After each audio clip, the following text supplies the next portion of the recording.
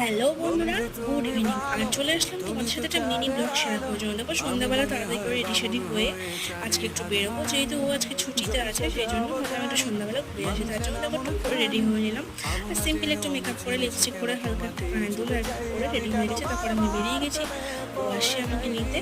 তারপর দেখো চলে এসেছে। তারপরে ও আমাদের বাড়ির পাশে একটা পেট্রোল পাম্প আছে, সেখান থেকে একটু তেল করে নিলো। তারপরে আমরা যাচ্ছি মোমো খেতে। অনেকদিন ধরেই মোমো খেতে ইচ্ছা করছিলো, তো বললো চল আজকে একটু মোমো খাই।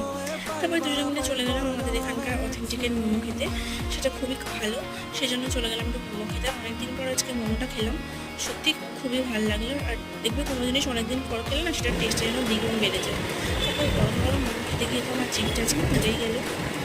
যাই হোক, মোমোটা খেতে কিন্তু খুবই টেস্টি ছিল। তারপর আমি দুজনে মিলে মোমো খেতে খেতে একটু গল্প করে নিলাম। তারপরে বললো চলো আর একটু ঘুরে আসি। তারপর আমরা চলে গেলাম অশোকনগর গোলবাজারে। আর এই জায়গাটা অনেকদিন পর আসলাম, যেখানে খুব ভালো লাগলো। ও তারপরে এখান থেকে একটু